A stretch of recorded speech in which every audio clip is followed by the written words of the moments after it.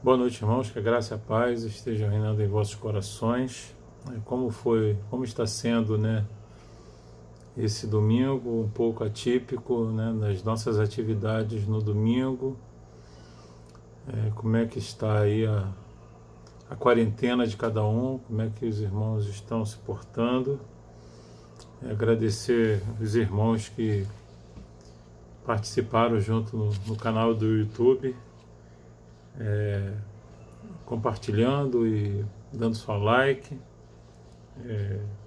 enfim, se inscrevendo neste canal, pequeno canal, mas que o propósito deste canal, irmãos, é levar a palavra do Senhor, aquelas pessoas que estão distantes, principalmente nossos amigos, os irmãos de Visconde de Mauá. E o texto da meditação desta noite se encontra no segundo livro das Crônicas, capítulo 7, a partir do verso 11. Mas antes da leitura, eu vou fazer uma oração. Amantíssimo Deus e Pai, a Ti toda honra, glória e louvor. Ilumina, Senhor, as mentes e os corações, para que possam entender, compreender e aplicar a Sua palavra em suas vidas. Te agradecemos por tudo, Deus, oração que te faço em nome de Jesus, amém. Segundo livro das Crônicas, capítulo 7, a partir do verso 11, diz assim: Salomão acabou de construir a casa do Senhor e o palácio real. Tudo que Salomão tinha planejado fazer na casa do Senhor e no seu palácio ele efetuou com sucesso. De noite o Senhor apareceu a Salomão e lhe disse: Ouvi a sua oração e escolhi para mim este lugar para a casa do sacrifício. Se eu fechar o céu de modo que não haja chuva, ou se ordenar os gafanhotos que consumam a terra, ou se enviar a peste entre o povo, se o meu povo que se chama pelo meu nome se humilhar, orar, me buscar e se converter dos seus maus caminhos, eu ouvirei dos céus, perdoarei os seus pecados e sararei a sua terra. Os meus olhos estarão abertos e os meus ouvidos estarão atentos à oração que se fizer neste lugar. Porque escolhi e santifiquei este templo, para que nele esteja o meu nome, para sempre. Os meus olhos e o meu coração estarão ali todos os dias. Se você andar diante de mim, como fez o seu pai Davi, fazendo segundo tudo o que lhe ordenei, e guardando os meus estatutos e os meus juízos, também confirmarei o trono do seu reino, segundo a aliança que fiz com Davi, seu pai, dizendo: nunca lhe faltará sucessor que governe em Israel. Porém, se vocês se afastarem de mim e abandonarem os meus estatutos e os meus mandamentos que eu lhes prescrevi, e se servirem outros deuses e os adorarem, então os arrancarei da minha terra, que lhes dei, e lançarei para longe da minha presença este templo que santifiquei ao meu nome, e tornarei o templo em motivo de provérbio e de escárnio entre todos os povos. E todo aquele que passar por este templo, agora tão exaltado, ficará espantado e perguntará: por que o Senhor fez isto com esta terra e este templo? E a resposta será: porque deixaram o Senhor, o Deus dos seus pais, que os tirou da terra do Egito, e se apegaram a outros deuses, os adoraram e os serviram. Por isso ele trouxe sobre este trono, por isso ele trouxe sobre eles todo este mal. Interessante, né, irmãos, essa afirmação do versículo que encerra o capítulo 7. Por isso ele trouxe sobre eles todo o mal. E às vezes as pessoas perguntam E lá dentro do seu consciente, lá dentro do seu coração, deve estar perguntando: por que que este mal aconteceu no mundo? Por que que isso veio acontecer? Por que que isso está acontecendo? E as pessoas vão colocar a culpa em Deus. Os crentes pregam que Deus é amor, mas só existe maldade. As pessoas não assumem os seus erros. Então, o rei Salomão aqui, ele estava consagrando o templo de Jerusalém ao Senhor, na festa de inauguração. A glória de Deus encheu o templo. O povo, ao ver a gloriosa manifestação de Deus, prostrou-se e o adorou. Deus então apareceu a Salomão e fez-lhe uma promessa, dizendo que em caso de crise e juízo sobre a nação, se o seu povo se voltasse para ele, então seus pecados seriam perdoados e a sua terra seria curada. Interessante esse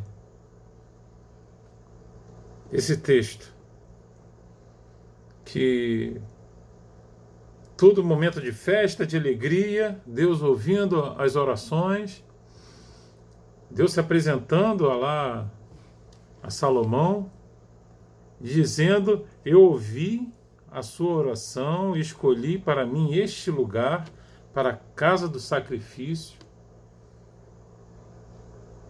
Deus, ele ouve as nossas orações. Meus irmãos, toda essa crise que nós estamos passando, e eu espero que seja passageira, fez com que muitas pessoas pensassem em Deus. Poxa, eu tenho um Deus que me socorre. Eu tenho um Deus que, no momento de angústia, ele vai me socorrer.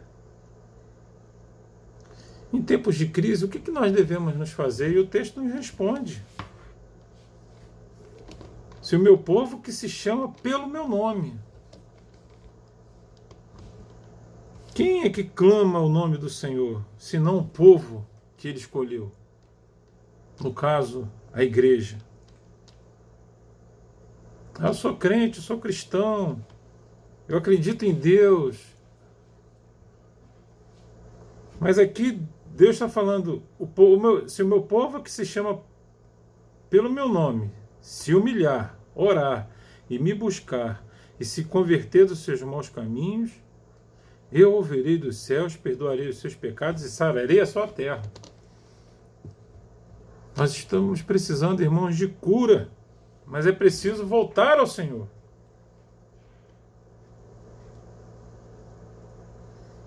Na mesma medida que a obediência produz bênçãos e alegria,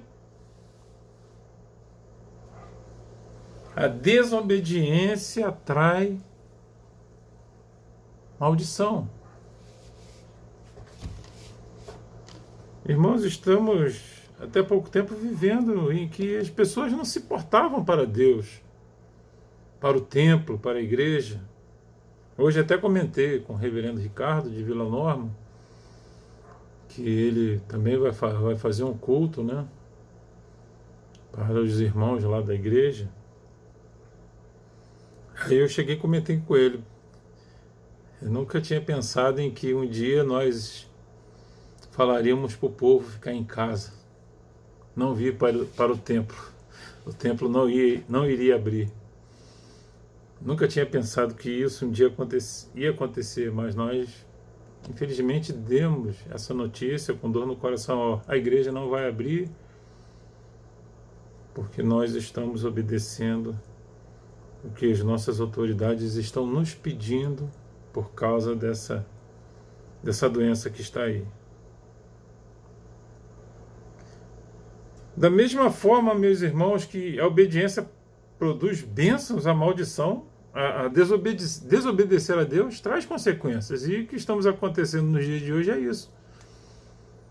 Desobedecendo a Deus.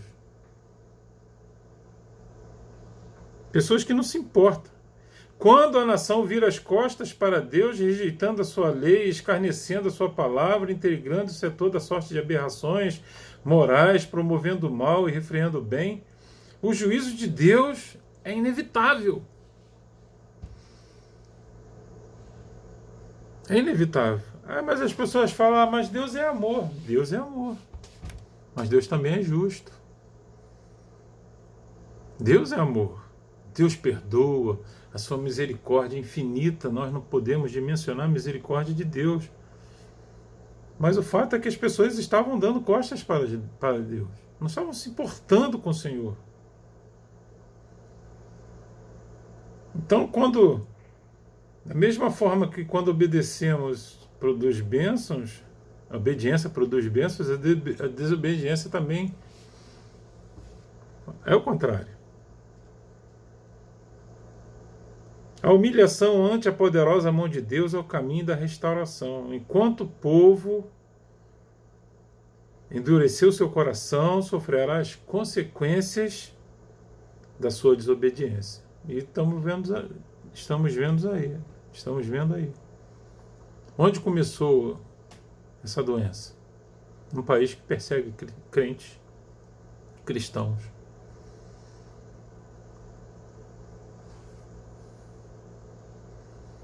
Em tempos de crise, meus irmãos, qual deve ser a nossa segunda atitude? Orar, clamar fervorosamente ao Senhor. O pecado produz sofrimento para a nação, mas a oração abre o caminho para a restauração. Quando a igreja se prostra para orar, Deus restaura a nação. Quando a igreja ora, Deus ele se move para restaurar o povo. A oração é a maior arma da igreja, no bom sentido, pois Deus age por intermédio da oração. A oração revoluciona, pois quando oramos, nós entramos em contato com o Criador, no altar do trono, e conseguimos unir a nossa fraqueza humana à onipotência de Deus. Então, quando a igreja se prostra em oração diante de Deus para buscar a sua face, o caminho da restauração e de um avivamento começa. Então, meus irmãos, em tempos de crise, temos que orar mais. Oramos pouco, ou quase nada, se fizermos uma estatística de oração. E isso pode ser até pessoal, começar por mim. Devo orar mais. Você deve orar mais. Buscar mais a Deus com fervor. Que Ele vai ouvir em tempos de crise. Em terceiro e último lugar, em tempos de crise, o povo de Deus deve deixar o caminho do mal. Devemos fazer essa reflexão. Por onde eu tenho andado? Por onde eu tenho buscado a Deus? Se o meu povo se converter dos seus maus caminhos. Os pecados do povo de Deus são mais graves do pecado daquele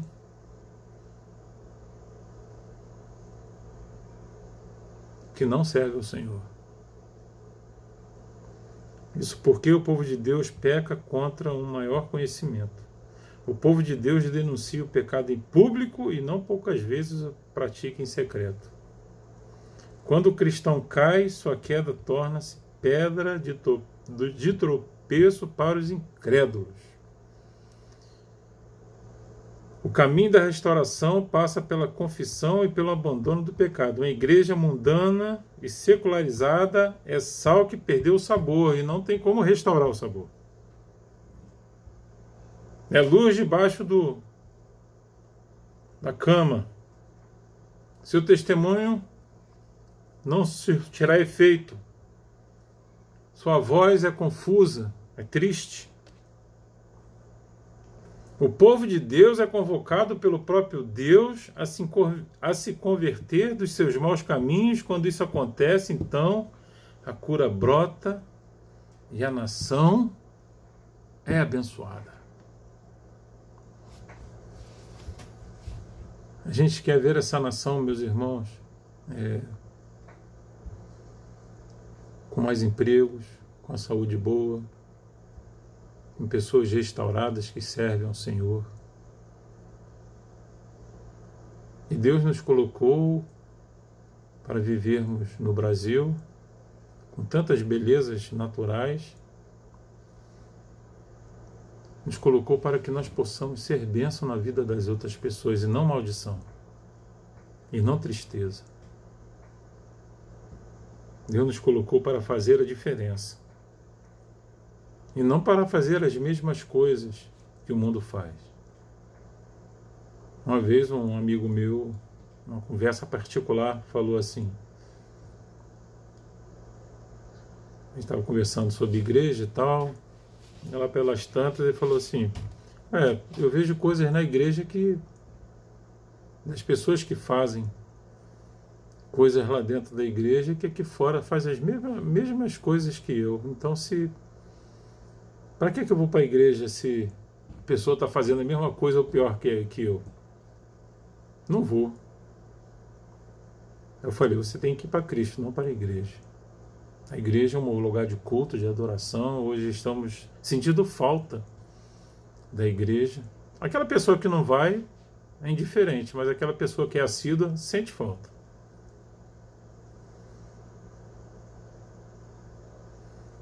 Em tempos de crise, quando o povo de Deus se volta para Deus, ele se volta para o seu povo para sarar a nação. Uma igreja sadia, teremos bairros sadios. Então ouvirei dos céus, perdoareis os seus pecados e sararei a sua terra.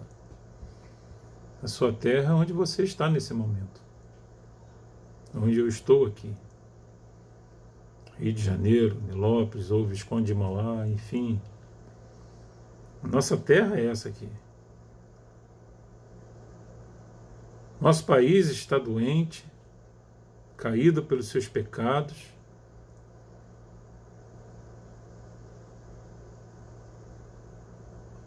Dentro do governo, dentro do poder judiciário, das igrejas, famílias, da indústria, do comércio.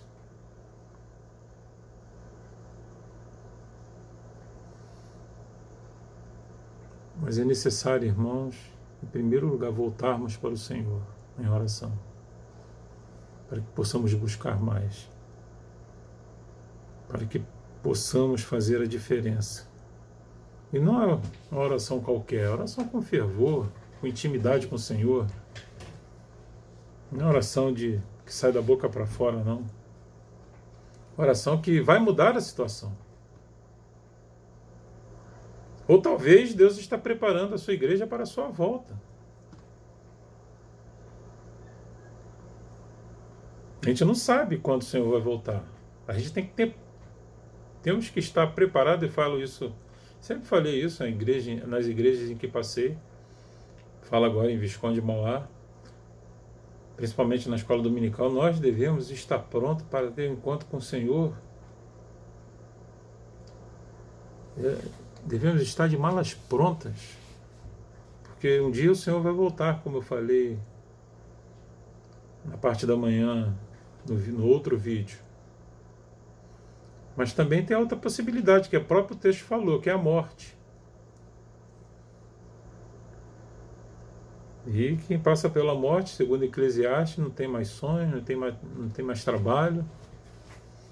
Se não me engano, Eclesiastes 9 fala sobre isso, um texto interessante que li hoje também.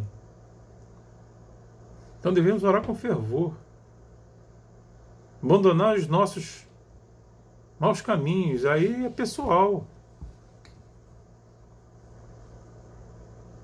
É uma decisão pessoal, abandonar o mau caminho. De hoje em diante, vou mudar. Foi isso que ele falou lá para aquela mulher, vai e não peques mais, eu não te condeno. O único que poderia pegar a pedra, atacar a pedra. Todos estavam a condenando,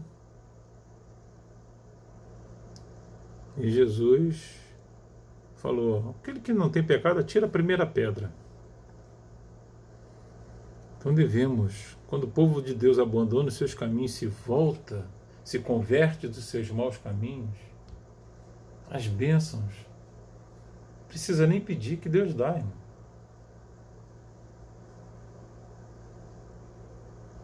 Precisa nem pedir as bênçãos, que Deus já dá. E a nossa maior bênção, eu sempre falo, é a salvação em Cristo Jesus. E as pessoas hoje estão negociando a sua salvação. Estão brincando com Deus. Então, de vez em quando acontece isso, e no caso dessa Covid-19, a primeira vez que eu vi, estou passando, né, por isso, nem a H1N1 precisou do povo ficar isolado.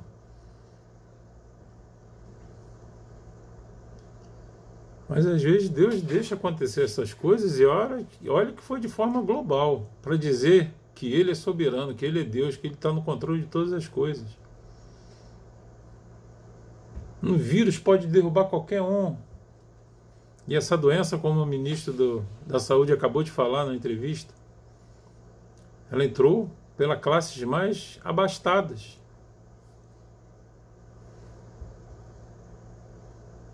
Onde as pessoas têm uns recursos melhores para não ter doença, tem um plano de saúde. Essa doença veio lá de fora. Ou seja, quando Deus determina as coisas, ninguém pode segurar. Ninguém segura Deus. É preciso dizer que Ele é soberano e Ele está no controle de todas as coisas. E as pessoas estão vivendo como se Deus não existisse. Nosso provedor que dá o sol, a água, os alimentos. E muitos, até esse episódio, estavam dando costas a Deus, vivendo segundo a sua vontade, o seu querer. Eu é que determino, eu é que faço. Não, Deus está no controle de todas as coisas. Se Ele vier amanhã, se Ele vier daqui a pouco, como você vai estar diante dEle? Como eu vou prestar contas a Deus? Todos os irmãos iremos prestar contas de nossos atos ao Senhor.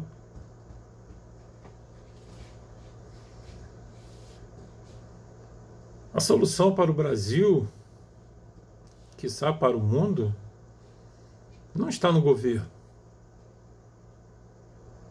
não está no judiciário, está nas nossas mãos quando nós resolvermos, e já estamos fazendo, orar ao Senhor com fervor, se derramando diante dEle como Jesus orienta-nos, lá em Mateus, se não me falha a memória, capítulo 6, os discípulos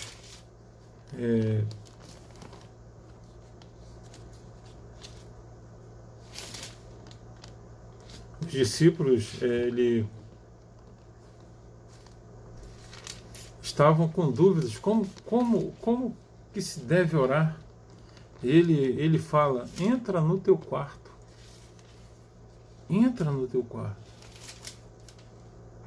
e ora. Porque os discípulos perguntaram assim: Senhor, ensina-nos a orar. E às vezes, meus irmãos, é necessário nos derramarmos diante do Senhor. Mateus 6, 5. E quando orarem, não sejam como os hipócritas, que gostam de orar em pé, para serem vistos pelos outros. Em verdade vos digo que eles já receberam a sua recompensa. Mas a orar, entra no seu quarto, e fechada a porta, ora ao seu Pai que está em secreto, e o seu Pai que está em secreto lhe dará a recompensa. E quando orarem, Não usem de vãs repetições como gentis, porque eles pensam que por seu muito falar serão ouvidos. Não sejam, portanto, como eles, porque o Pai de vocês, Deus, sabe o que vocês precisam, antes mesmo de lhe pedirem. Deus é onisciente, Deus está diante de nós. Deus sabe de todas as coisas. Então, meus irmãos, a solução para esse país não é nenhuma liderança política, seja da esquerda, seja da direita, seja do centro. Nós devemos buscar a Deus soluções para esse país, para as nossas cidades. Não é na política, não é na religião, é em Deus, Criador de todas as coisas. Então entra no seu quarto, aproveite que estamos nessa quarentena, entrar no quarto e orar ao Senhor, se humilhar diante dele, converter dos nossos maus caminhos, porque Deus está preparando um lugar para que nós possamos desfrutar do lugar que esse a gente nem imagina como vai ser. Mas eu sei que vai ser bom. Então que esta semana, meus irmãos, possamos buscar o Senhor intensamente, orar pelos nossos vizinhos, se tem algum idoso que está passando alguma necessidade, se precisa de fazer as compras, você pode ir no mercado para ele, ou seja, mostrar que a igreja não é somente dentro de quatro paredes. A igreja, ela se mostra quando ela faz a diferença na sociedade. Nós fomos escolhidos, separados por Deus, para ter uma missão, que agora é ficar dentro de casa, mas aproveitando os recursos das mídias sociais, não para espalhar fake news ou notícias falaciosas, agredindo uns aos outros, não. Como eu vi hoje o reverendo Hernandes, nós devemos abaixar as nossas armas, entre aspas, e ter palavras de esperança, palavras que transformam vidas, que muitas pessoas estão necessitando de uma palavra. E você, Deus quer usar você. Aproveite esse momento e clame a Deus. Essa certamente é a vontade do Senhor, que nós estejamos cada dia mais buscando, para que possamos não dizer que somos melhores que os outros.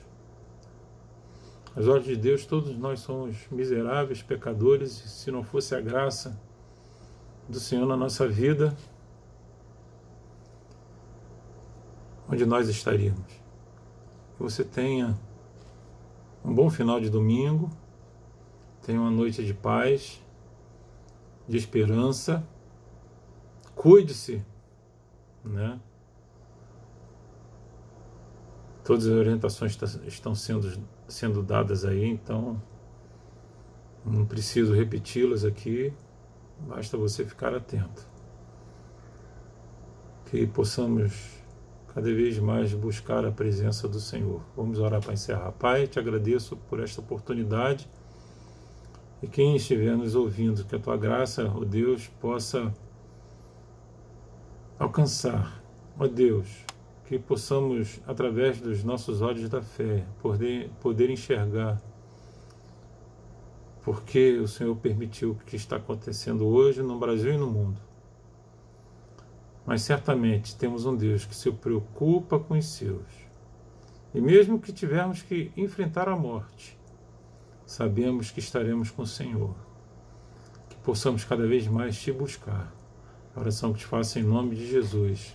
Receber a bênção Que a maravilhosa graça do nosso Senhor e Salvador Jesus Cristo, o amor de Deus, nosso Pai, Criador, Sustentador, as doces e eternas consolações do Espírito Santo esteja com a tua igreja, com todo o povo de Deus espalhado sobre a face da terra, não só hoje, mas para todo sempre. Amém. Que seja uma semana abençoada na sua vida. Se inscreva lá no meu canal, né? Pequenininho, mas deixe seu comentário, compartilhe esse vídeo com quem você quiser, tá bom? Deus abençoe e até amanhã.